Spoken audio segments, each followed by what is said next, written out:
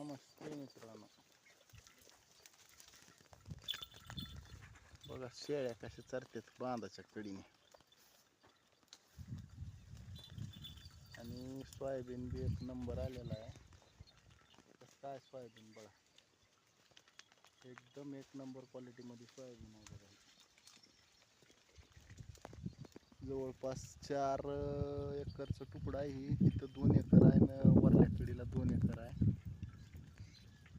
एकदम एक number quality मध्ये आहे बघा सोयाबीन.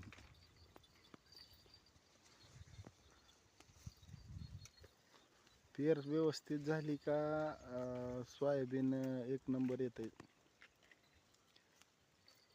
पलीकडल्या कडेकून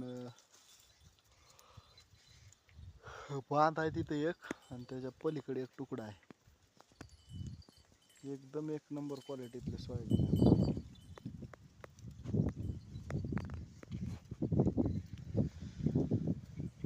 सोयाबीनीला सालमान ब्यावंदा पाऊस काळ सोयाबीनीसारखाच पडायला आहे. आणखीन तर पाणी वाढलेलं नाही बघा सोयाबीनीला. आपलं ऊसाचं तळे भरल्याशिवाय पाणी फुल विहिरीला वाढत नाही. पाणीच वाढलेलं नाही बघा आणखीन. बघू आता आणखीन दिवस पुढं आहे तर मग काय आता ते त्याच्या मनात आल्यावर काय एका रात्रीत पाणी बी करू शकते. पहिलीच मन आहे, माणसं म्हणते ते चुकीचं नाही. 12 महिन्याचा उन्हाळा आणि 1 दिवसाचा पावसाळा बरोबर आहे. पण आता ते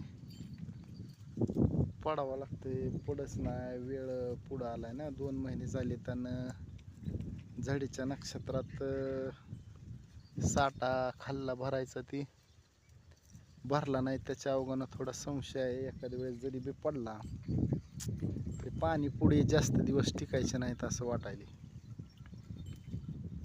बघू आता जसं असन तसं असन. शेवटी निसर्ग आहे. गेल्या वर्षी बी असंच म्हणून एवढा पाऊस काळ झाला, पण शेवटला पाणी कमीच आले.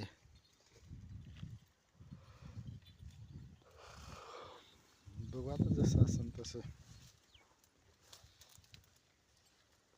आपल्या हातचं काही सध्याला नाही. जोपर्यंत आपल्या हातात होतं तेवढं समजा करतंय माणूस, पण जे आपल्या हातातच येत नाही तर त्याला काय पर्यायच नाही ना मित्रांनो.